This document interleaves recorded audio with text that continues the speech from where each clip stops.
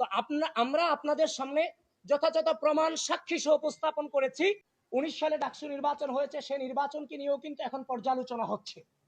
সুতরাং 2025 সালে ডাকসু নির্বাচন হয়েছে, যে অসঙ্গতি এবং অনিয়ম এবং কারচুপির অভিযোগ এসেছে, সেগুলো নিয়েও পর্যালোচনা চলতে থাকবে যতক্ষণ না পর্যন্ত সুষ্ঠু নির্বাচন এবং প্রশাসন তার অবস্থান ক্লিয়ার করতে না পারবে বিষয়গুলো নিয়ে। এই নির্বাচনকে তো আমাদের জায়গা থেকে বৈধতা দেওয়ার কোনো সুযোগ নেই।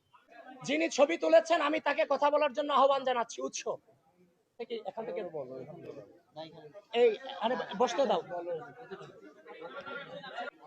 হ্যাঁ বলো জোরে, তোমার যতটুকু বলা ওইখানে, এরপর আর কোনো কোশ্চেন নেই। আসসালামু আলাইকুম, আমি রাফি আহমেদ উৎস। আমি গত ডাকসু হজ নির্বাচনে আমি এই ডাকসু নির্বাচনে হজ সংসদে বিজয় হল থেকে সাহিত্য সম্পাদকের প্রার্থী ছিলাম। তো গত 7 তারিখ আমাদের ডাকসু প্রচারণা শেষ দিন ছিল, সেজন্য সেই কারণে 6 তারিখ রাতে আমি গাছবাজার মার্কেটে যাই। আমার কিছু হচ্ছে আপনার বুকমার্ক এবং লিফটেড ছাপানোর জন্য। তারা অনেক কাজের চাপের জন্য তারা বলে রাত হবে। তো আমি তাদের কথা অনুযায়ী রাতের দিকে যাই, প্রায় 12:30টার দিকে। তো আমরা জানি গাছবাজার মার্কেট সাধারণ 10টার পর অফ হয়ে যায়, বা প্রেসের কার্যক্রম 12টা অবধি চলে। তো আমি যখন যাই, তারা আমার বুকমার্কগুলো খুঁজছিল এবং আমি এক সাইডে দাঁড়িয়েছিলাম। মানে একটা কিউরিওসিটি বশত আমি হঠাৎ একটা কাগজ উঠাই এবং সেখানে দেখি যে আমাদের এই ব্যালট পেপার। আমি তৎক্ষণাৎ সেটা ছবি তুলি এবং আমার যে বন্ধু ছিল সেইটার সম্পূর্ণ ছবি তুলতে যায়। এবং সেই মুহূর্তে যে প্রেসের লোকের যারা ছিল, শ্রমিকরা, তারা সেখানে বাধা দেয়।